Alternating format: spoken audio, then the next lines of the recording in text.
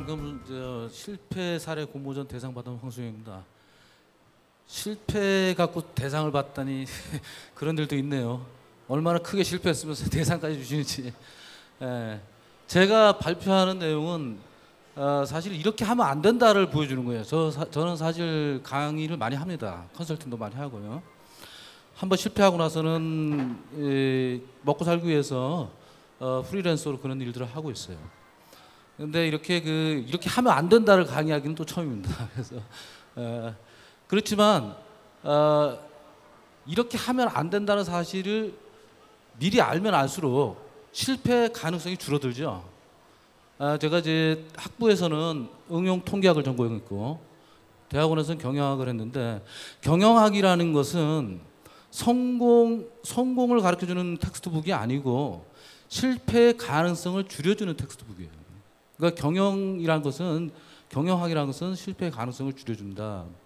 근데 저는 이런 말씀을 드리고 싶어요. 실패를 해본 사람은 실패의 가능성을 더 철저히 줄일 수 있다. 이런 말씀을 드리고 싶어요. 그래서 실패 사례에 대해서 좀 말씀을 드리도록 하겠습니다. 저는 이제 IMF 때 명태 일기로 나왔습니다. 그래서 광고 효과에 관심이 많았던 직장에 다녔었는데요. 시청률 조사 시스템이란 걸 만들려고 도전했어요. 그래서 전 세계 가장 유명한 시청률 회사, 지금도 마찬가지죠. AC 닐슨이라는 회사로부터 우선 발주를 받았어요. 그래서 개발이 금방 될 거라고 저는 생각을 하고, 여러분들 시청률 어떻게 측정하시는지 잘 모르죠. 저 텔레비전 위에 셋탑박스 채널 체킹 시스템이에요. 저걸 놓고 텔레비전이 켜져 있으면 시간대를 재서 각 가정에 있는 저런 데이터가 호스트로 연결돼서 매일 아침 PD 앞에 시청률이 나오는 거예요. 근데 저건 약점이 있습니다. 사람이 텔레비전 안 보고 켜져만 있어도 작동을 해요. 정확한 시청률이 안 나오죠. 그래서 얼굴 인식 시스템이 있어야 돼요. 그래서 제가 거기에 도전했던 것입니다. 근데 결국에 실패를 하게 되었죠. 실패한 이유가 수백 가지도 되지만 좀 하나하나씩 중요한 것만 짚어보면요. 기본적으로 제가 모든 것을 남한테 의존했다는 거예요. 그러니까 제가 갖고 있는 것은 마켓이었죠. 그래서 공급만 하면 된다고 생각했는데 실질적으로 핵심 기술이 저한테는 없었습니다. 얼굴 인식 기술을 외국에 유명한 박사들한테 맡겨야 했어요. 그리고 멀리 떨어져 있으니까 관리도 할 수 없었고요. 또 하나는 또 자금 자체도 투자자가 있었죠. 투자자를 믿고 시작을 했는데 결국은 그 투자자가 IMF 여파로 사업이 안 되니까 투자가 안 들어온 거죠. 그 과정에 저는 직원들이 있죠. 돈은 나가죠. 이 사업 접는데 4년 동안 집을 한 채 날렸습니다. 그래서 사실 끝나고 나서는, 이 사업 실패하고 나서는 이렇게 바보 같은 놈이 다 있나. 제 딴에는 똑똑하게 살았는데. 정말 그때 흘린 눈물이 평생 흘린 눈물이 한 100배 될 거예요. 한 드럼통이 바켓스가 나올 것 같은데요. 근데 그게 중요한 게 아니고, 그러면 앞으로 내가 어떻게 살아야 되나. 지금 사업이 실패하면 경제적 애로만 있는 게 아니라 주변에서 이 돈 끌어들이고 이러느라고 이 친인척 관계, 친구 관계 다 깨집니다. 그리고 다시 무슨 얘기를 해도 쳐다보지도 않아요. 그렇지 않습니까? 신뢰성이 다 떨어졌는데. 은행 가서 돈 못 빌리죠, 당연히. 그러니까 저는 그런 데다가 또 가족 내부에서도 갈등이 생길 수밖에 없어요. 친한 사람과. 그러니까 인간적이고 심리적인 고통이 너무 심했습니다. 근데 방법이 없어요. 한강에 간다고 해서 해결이 안 돼. 왜? 내 책임 있잖아요. 아직 어린 애들이 있는데. 그래서 저는 오히려 이 고통을 잊기 위해서 그냥 내가 할 수 있는 일을 했어요. 제가 할 수 있는 일이 취직은 안 되죠. 제가 할 수 있는 일은 연구하는 것밖에 없었어요. 내 아이템을 갖는 거. 그러니까 나만의 핵심 역량을 가져야 되는 거죠. 그래서 다음 페이지부터 합니다. 그래서 저의 가장 중요한, 여러 가지 이유가 있겠지만 가장 중요한 것은 너 아니면은 안 된다 하는 자기만의 핵심 역량이 있어야 돼요. 그게 기술이 되든 아니면 무슨 인간관계가 되든 마케팅이 되든 뭐가 되든 돈이 되든 뭐 상관없어요. 그렇지만 그거 하나는 있어야 돼요. 안 그러면 다 다른 사람 써도 되는 거 아닙니까? 그러니까 그거 하나만큼 있어야 된다. 그래서 뭐 저는 돈도 없고 뭐 네트워크도 없고 그래서 개발을 했죠. 다음 페이지부터 합니다. 그래서 이런 얘기를 쭉 한 거고요. 그 다음 페이지요. 그래서 제가 2년 동안 진짜 밤낮 없이 근데 일을 하면 좋더라고요. 고통을 잊을 수 있으니까. 일단 거기에 몰두하면 말이죠. 인간적인 거 뭐 경제적인 거 다 잊을 수가 있어서 어떻게 생각하면 도피처로도 되지만 그 외에는 방법이 없었다는 거죠. 그래서 제가 개발한 것이 무작위 행렬파를 활용한 도용불능 OTP입니다. 다음 페이지입니다. 지금 이거는 이 사업 아이템을 제가 개발하게 된 계기는 광고 효과 측정 시스템 개발하면서 뭐 인터넷이라든가 암호 기술이라든가 뭐 이런 것들을 많이 배우게 된 것도 있지만 그 이후에 이제 호구지책으로 중소기업 컨설팅을 하면서 소리나무 솔루션이라는 회사를 만났어요. 그 회사는 이미 해킹 도용 나름대로 해킹 도용이 불가능하다는 걸 개발을 했었어요. 그래서 전 세계 아이디어 우수 뭐 경진대회 피츠버그인가 거기서 했었는데 거기서 대상을 받은 작품으로 제품을 만들어서 팔고 있었어요. 그래서 저도 그 아이디어가 너무 좋았어요. 지금 현재 조금 이따가 제가 해킹에 대해서 잠시 말씀을 드리겠습니다. 그랬는데 결국은 그 해킹이 뚫려요. 그것도. 그 뚫린다는 사실을 제가 발견했어요. 그래가지고 그것을 거기에다가 제가 더 연구를 보태서 만든 것이 지금 곧 나올 해킹 도용 불가능한 OTP입니다. 다음 페이지요. 지금 현재 여러분들 그 인터넷 계좌이체 해가지고 사고가 마구 발생하고 있어요. 다만 신문에 나거나 소문에 나는 것만 적을 뿐이지 다 되고 있어요. 지금 문제가 뭐냐면 해킹 도용 사고가 일어나고 있다는 사실이에요. 메모리 해킹, 뭐 파밍 뭐 이런 얘기 많이 들으시죠? 시간차 해킹, 알고리즘 해킹 이런 걸로 일어나고 있어요. 좀 사례를 다 드러났는데 모바일도 해킹돼요. 국정원 직원들 모바일 안 씁니다. 스마트폰을 사용하지 않아요. 그리고 도용 사고가 나면은 또 무슨 문제가 있냐면 은행이 책임을 전가해요. 소비자 과실이다. 예를 들어서 무슨 백신이다 뭐 또는 보안 패치다 이런 거 다운 안 받았다라든가 그 받았다 하더라도 메모리 해킹 당신 PC가 메모리 해킹 됐으니까 은행이 무슨 잘못이냐 이런 식으로 넘어가요. 그리고 그것이 또 법원에서 인정이 돼서 소비자들은 억울하기만 해요. 그리고 굉장히 불편합니다. 공인인증서 써라 뭐 써라 많은 걸 다운받고 그러죠. 그런데 이게 악성 코드가 들어오는 루트를 알 수가 없어요. 소비자는 그냥 웹서핑하다 들어오고 아니면 어떤 거는 무슨 저기 그 무료 백신 받다가 그 무료 백신이 가짜야. 그래서 들어오고 여러 가지 경로로 들어오기 때문에 도대체 알 수가 없는 거예요. 소비자가 왜 그런 책임을 져야 됩니까? 이거를 지금 그래서 이 문제들을 제가 봤어요. 봤더니 정리한 것이 문제의 원천 1, 2, 3인데 기본적으로 현재는 모든 소비자의 정보, 중요한 정보가 그 인터넷상에 돌아다니는 거예요. 돌아다니는데 그냥 돌아다니는 게 아니라 어떻게 돌아다니냐면 암호화해서 돌아다녀요. 그러니까 내가 예를 들어서 뻐꾸기다. 내 암호가 그 뻐꾸기라고 안 하고 3, 4, 5, 6, 7, 8 뭐 이런 걸로 도저히 알아볼 수 있는 암호화해서 돌아다닌다는 것 뿐이에요. 그러나 문제는 해커가 뻐꾸기가 3, 4, 5, 6, 7로 바뀌는 방법을 알고 있다는 거예요. 그러니까 암호가 다 그 암호가 들어있는 것을 쉴드 치고 거기에 공인인증서 치고 공인인증서 자체를 빼가지 않습니까? 공인인증서 안에 내 암호가 다 들어있는데 그러니까 결국 뭐냐면 온라인상에 휴대폰이 되든 PC가 되든 내가 USB가 되든 다 온라인상으로 연결되면 다 그것이 그 안에 암호가 있다는 거예요. 그래서 수신자 송신자 간의 암호를 제3자가 다시 말해서 해커가 알 수 있다. 해커는 일반 프로그래머로보다 더 우수한 사람이에요. 그래서 결국 어떤 문제가 생기냐면 그 암호를 모르게 하려고 보안 패치 깔아라. 보안 패치 깔면 방화벽 이런 거 깔아라 그러면은 여러분들 불편하지만 깔죠. 왜? 그러면은 해커가 그거를 못 뚫는 거야. 그 속에 이제 암호를 찾는 그걸 못 뚫게 만드는 거예요. 그 다음에 또 하나 백신 깔아라. 백신 왜 까냐? 거기 악성 코드가 있으면은 막 그 속에서 계속 동안 같이 있다가 투입하거든요. 그 악성 코드 잡아내기 위해서 잡아먹는 그게 백혈구가 백신이에요. 그래서 백신 깔아라 이런 거예요. 무슨 얘기냐면 제가 얘기하는 것이 여기서 핵심이 뭐냐면 암호가 그 안에 있는 한 그 뚫는 방법을 아무리 막고 그래도 그 뚫는 방법, 백신 뚫고 보안 패치 뚫는 것도 이미 해커도 안다는 거예요. 그래서 무슨 일이 벌어져요? 술래잡기가 벌어지는 거예요. 자꾸 복잡해지는 거예요. 그래서 암호 패치 만드는 회사, 무슨 백신 만드는 회사는 계속 돈 벌어요. 계속 업그레이드 하면서. 업그레이드해서 깔아야 되니까. 그렇죠? 그런데 만약에 그 여러분들의 정보가 없는 것으로 은행과 내가 의사소통이 된다면 해킹이 뚫고 들어가도 가져보면 꽝이야. 자기가 볼 게 없어요.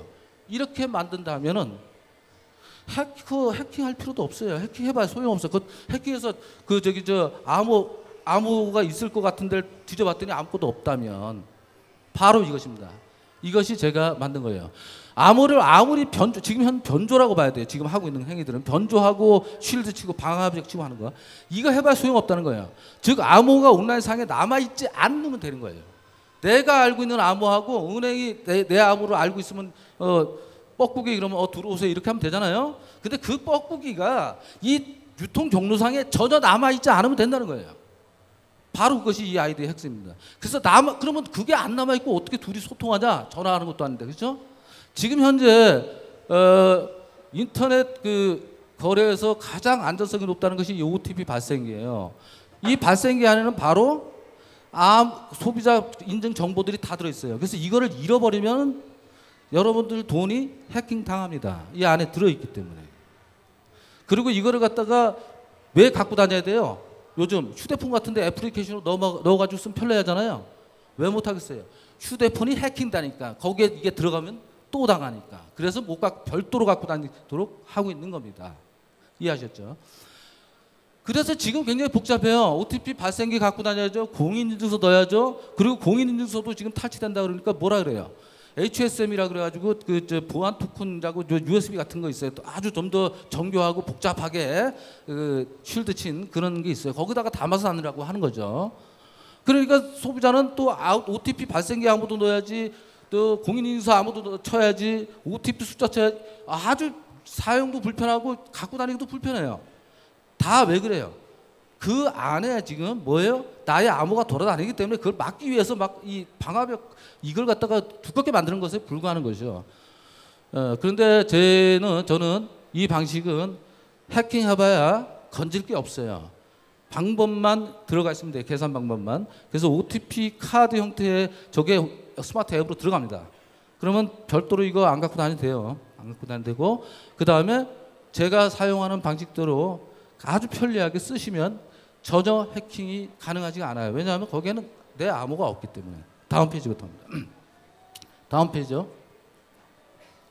지금 현재 그 하는 방식에 큰 문제점이 있어요. 지금 현재 우리나라 OTP는 첫 번째는 시간 동기화 방식이라 그래가지고 OTP 예를 들어서 내가 뻐꾸기다 그러면 뻐꾸기 한번 주변에 옆에서 해커가 뻐꾸기라 그러면 통과하는구나. 이거 알면은 다음에 뻐꾸기 쓸 거 아니에요. 그래서 일회용 패스워드. 처음에 뻐꾸기라고 하지만 그 다음에 뻐꾸기 2, 뻐꾸기 3 이런 식으로 뻐꾸기 386 뭐 이렇게 나가면은 못 쓸 거 아니에요. 그죠? 그래가지고 일회용 패스워드가 나오는 거예요.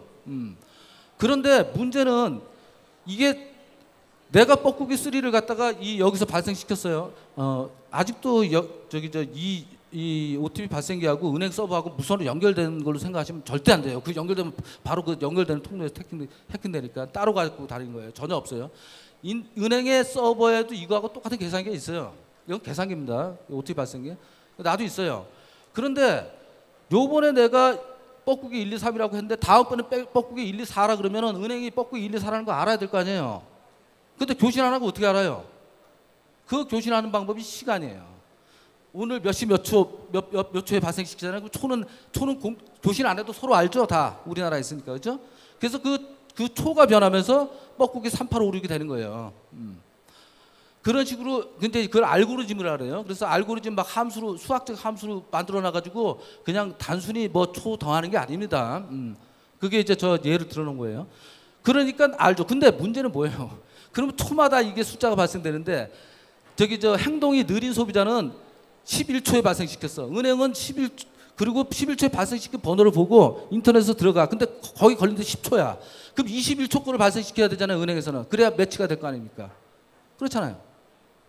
그러니까 그럼 틀리잖아요, 숫자가. 그러니까 그 시간이 소비자가 이 번호를 갖다가 발생시켜서 인터넷에 입력하는 데까지 걸리는 시간, 그 시간이 어떤 사람은 1분도 걸리고 어떤 사람은 2분도 걸리잖아요. 아무리 빨라도 30초는 걸리고, 그죠? 그래서 60초에서 180초 정도까지의 그 발생 가능한 번호들은 계산할 수 있잖아요. 초가 같다고 생각하면 되니까. 그걸 전부 인정해요. 몇백 개를. 무슨 얘기인지 아시겠어요? 그런데 거기서 해커가 1분 동안에 이 숫자를 처음에 발생시킨 숫자의 번호를 잡아다가 사용자 컴퓨터는 마치 자동으로 돌아가는 것처럼 하고 그걸 빼가지고 지가 쓴다고. 무슨 얘기? 그래서 실시간 해킹이 돼요. 그런 식으로 1분 안에 전 우리나라 10대 은행이 다 털렸어요. 그것이 논문으로 발표된 게 지난 2월 달에 유창석 교수팀이 발표했어요. 그렇게 나가는 게 있죠. 그 다음 두 번째로 어떻게 나갑니까? 여기 있는 계산 알고리즘이 나가면 그냥 이 안에 그게 있으니까 그냥 해킹이 되죠. 은행의 알고리즘 해킹이 됐어요. RSA라고 전 세계 이쪽 시장의 80%를 차지하고 있는 유명한 알고리즘 회사예요. 그 회사 것들 우리나라가 쓰는데 그 알고리즘 해킹돼 가지고 우리나라에서도 110만 개 이거 나가 있는 걸 다 회수했어요. 못 쓰니까 이제 알고리즘 나갔으니까. 그렇게 또 해킹되는 수가 있습니다. 그 다음에 아주 최근에 들어온 방식으로는 메모리 해킹이라는 게 있는데 악성 코드가 우리 사용자 컴퓨터에 들어와요. 아까 들어오는 경로는 소비자가 절대 알 수 없다 그랬죠. 들어와요. 내가 작동해요. 근데 내가 계좌 일치할 때 인터넷 접속해서 내 비밀번호 치고 다 줘요. 그대로 놔둬요. 그 다음에 공인인증서 그대로 놔둡니다. 그리고 엔터하고 날아갈 때 계좌번호만 싹 바꿔 지걸로 대포번호로. 그렇게 사고 벌어져요. 지금 혹시 여러분들 중에서 전화 받으신 분 계실 수 있어요. 계좌 빌려주면 월 300만 원 주겠다 이런 거. 이런 거가 많다는 것은 바로 그런 일이 많이 벌어진다는 거예요. 그 대포 계좌를 이용하기 때문에 해커들이. 지금 현재 그러고 있는 세상이에요. 그런데다가 아까 얘기했지만 법적으로 다 소비자 잘못이라고 그것을 갖다가 법원에서 보호도 안 해줘요. 얼마나 억울해요? 제가 이거 개발한 거는 물론 뭐 제 사업이기도 하지만 사실은 그런 말도 안 되는 우리나라가 특히 문제가 많아요. 다른 나라는 참고로 말씀드리면 인터넷 뱅킹은 우리나라가 가장 발달되어 있습니다. 실시간으로 아무 은행이나 계좌 이체되는 건 우리나라밖에 없어요. 다른 나라들은 실시간도 안 돼요. 좀 기다려야 돼. 하루 기다려야 된가. 왜? 이런 안전한 방법이 없다는 걸 아니까. 그래서 그냥 내부적으로 확인한다고요. 확인하는 시간도 있어야 되니까. 그래서 사고가 좀 덜 할 수가 있어요. 우리나라가 사고를 줄이는 이유는 아까 얘기했지만 보안 패치, 뭐 액티브엑스 이런 것들로 다 다 지금 막고 있고 그거는 금방 들켜요 해커한테. 그래서 계속 뚫리는 거예요. 숨바꼭질이 일어나는 거죠. 그래서 지금 제가 하는 방식은 그게 아니에요. 그냥 무작위 숫자가 돌아다니게 만든다는 겁니다. 다음 페이지. 이게 핵심이에요. 무작위 숫자로 돌아다니면서 은행하고 나하고 소통하는 거예요. 예를 들어서 이렇게 하는 거예요. 이게 암호 문자판입니다. 그럼 은행에 가서 이렇게 창구에서 이렇게 얘기해요. 암호를 등록해 주세요. 암호는 손님이 기억하신 말이면 됩니다. 그럼 편한해로 하겠습니다. 네. 그러면 편한해 이렇게 3차원까지는 안 돼요. 자음과 모음만 구성된 행렬판입니다. 그래서 편한해를 찾아요. 그래서 편한해가 내 암호가 되는 거예요. 내 암호는 편안해고 미추는 저렇게 돼 있어요. 그죠? 저 빨간 표시한 거는 내가 지금 여러분들한테 찾기 좋으라고 한 거지 저렇게 그려져 있는 건 아닙니다. 편안해가 됐죠. 그럼 됐어요. 자, 창구에서 등록됐습니다. 그 암호를 타인에게 알려주면 안 됩니다. 여러분들이 뭐 스누피로 하든지 지화자로 하든지 위하여로 하든지 좋아요. 아무거나 좋습니다. 아무 말이나. 그렇게 정해요. 자, 그 다음 페이지요. 그러면 그 다음에 어떻게 하느냐. 그 다음에 이제 은행에 접속했을 때 이렇게 돼요. 기존 방식대로 은행에 접속해요. 그러면은 은행에서 저 행렬판을 문자파, 암호 문자파를 보내줘요. 근데 거기에 이런 말이 써 있어요. 두꺼비님의 방문을 환영합니다. 내 별명이 두꺼비거든요. 이 얘기는 왜 있어야 하냐면 파밍이라는 게 있어가지고 유사한 사이트에 내가 잘못 접속할 수 있어요. 근데 은행이 내가 알고 있는 나의 별명을 불러주니까 이거 확실히 내 은행에 접속했구나 알 수 있죠. 그런 의미로 저걸 해놓은 겁니다. 그 다음에 더 중요한 거는 지금 저 행렬판인데 저 행렬판에 저렇게 동그라미 있는 걸로 보내주는 거 아니에요. 여러분들 찾으라고 이제 그냥 숫자만 쫙 잔뜩 가요. 저 문자하고 숫자만. 그러면 내가 암호를 알죠. 편안해 밑에 있는 숫자. 그게 매번 변하는 나의 암호예요. 매번 변하는. 그러면 저게 매번 변하게 오거든요. 그럼 71 편안해가 708이죠.